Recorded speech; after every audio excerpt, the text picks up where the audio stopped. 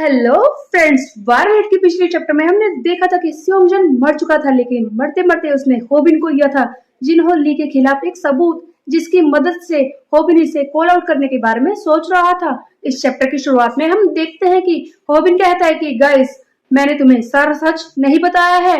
उस सियोंगजन ने खुद को नहीं मारा था, जिस पर स्नाइपर हैरान रह जाता है कि क्या कहा तुमने। तब रूमी भी कहती है कि तुम क्या कहना चाहते हो, वैसे भी रिपोर्टर्स तो यही बता रहे थे और न्यूज में भी तो यही दिखाया जा रहा है कि उसने खुद को मारा है। इस पर होबिन कहता है कि तुम लोगों को सारा सच नहीं पता है।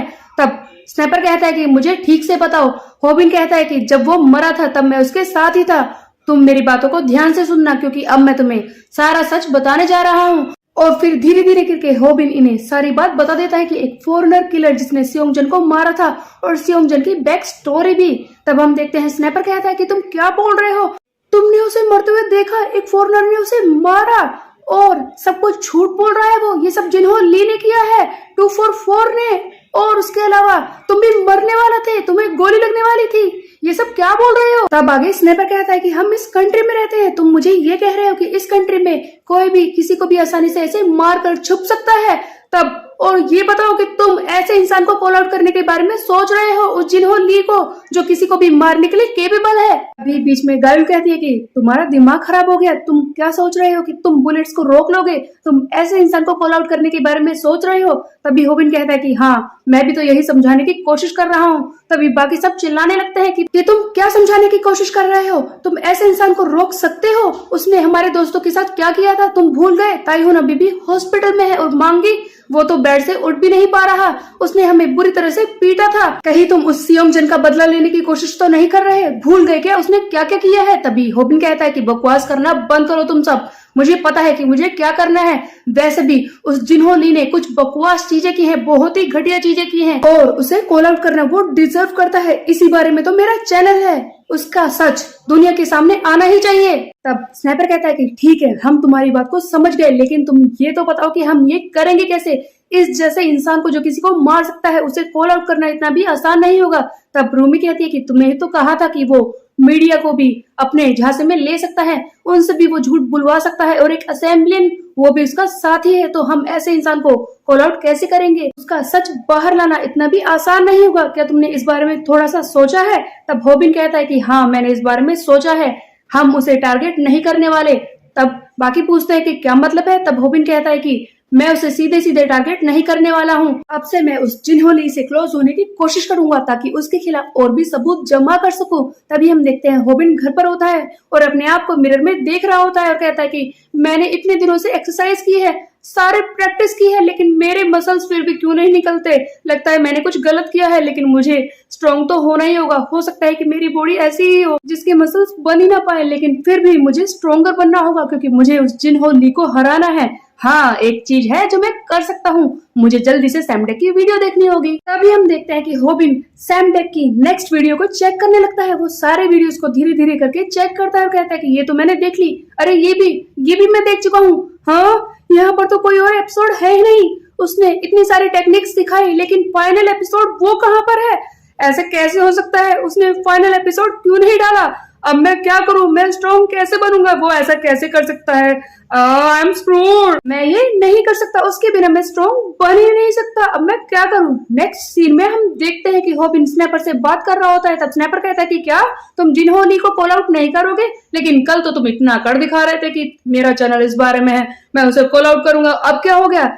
तब होबिन कहता है कि नहीं नहीं, ऐसी बात नहीं है, वो मैं करना चाहता हूँ, लेकिन मन में होबिन सोच रहा था अरे मैं क्या करूँ, वहां पर फाइनल एपिसोड है ही नहीं, मैं स्ट्रॉन्ग कैसे बनूं, मुझे समझ नहीं आ रहा मैं किस तरह से लड़ूंगा, तुम समझते क्यों नहीं। स्नैपर और होबिन ये दोनों बातें कर ही रहे थे, तभी वहां पर मुनस्योंग आ जाता है। इसे देखकर यहाँ पर होबिन खुश हो जाता है कि हाँ, मुझे रास्ता मिल गया, इससे मैं सीख सकता हूँ। ये मुनस्योंग से बात करने की कोशिश करता है और कहता है कि क्यों ना हम स्नैक्स खाने चले और कॉफी भी पी सकते हैं। लेकिन मुनस्योंग जो उस रूमी की बातों से पहले ही परेशान है, आखिरकार रूमी इसे पसंद नहीं करती उस तरह से, इसीलिए ये होबिन से पहले ही चिढ़ा हुआ है और वहां से बिना कुछ कहे ही चला जाता है।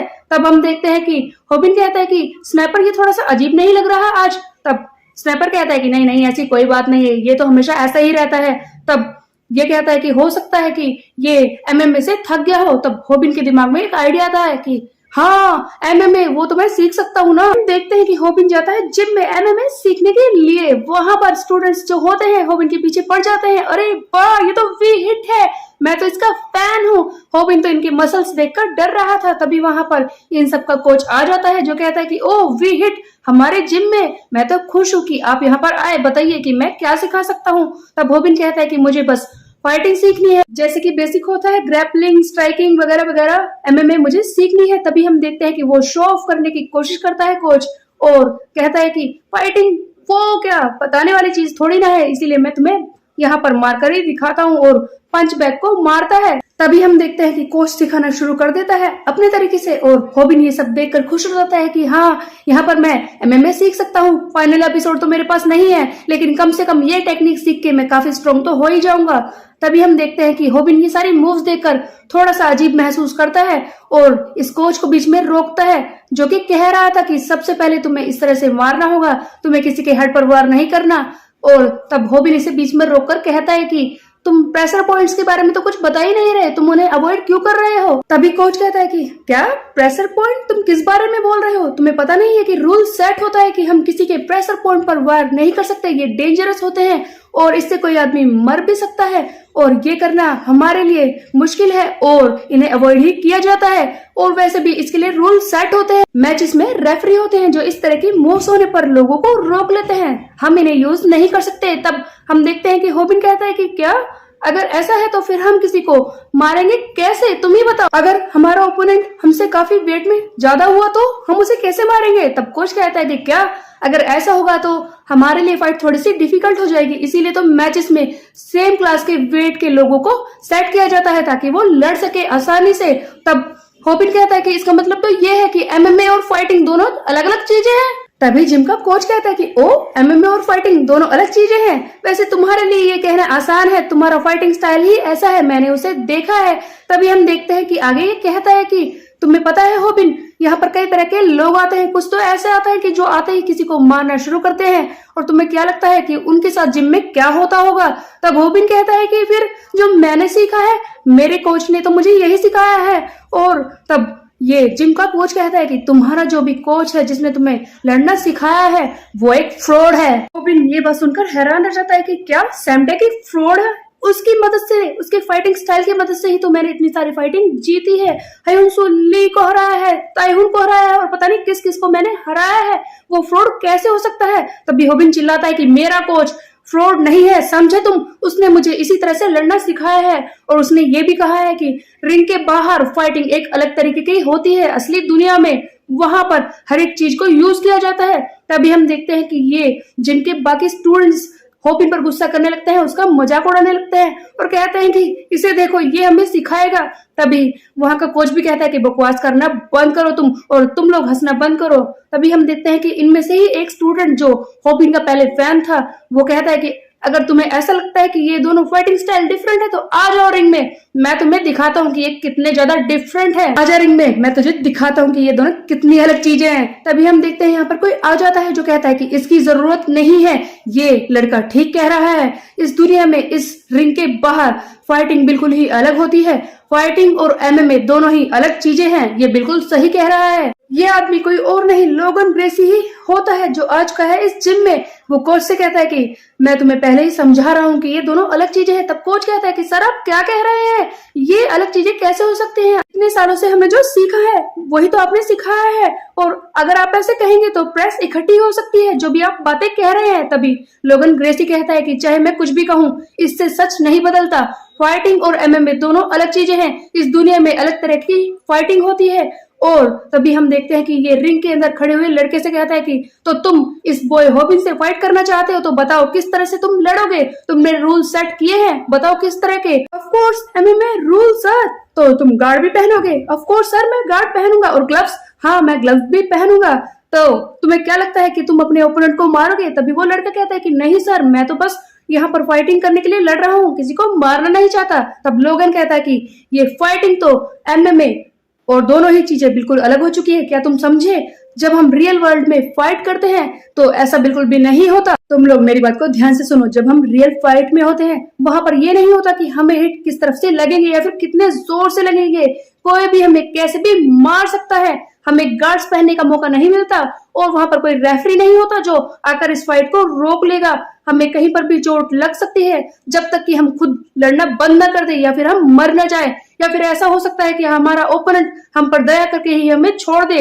यही होती है असली फाइट। और तुम इस लड़के को एमएमए फाइट के लिए चैलेंज करने के बारे में सोच रहे हो रिंग के अंदर, ऑफ कोर्स तुम ऐसा कर सकते हो, लेकिन अगर ये रिंग से बाहर फाइट करने लगे तुमसे तो तुम इससे कभी भी जीत नहीं पाओगे, समझे?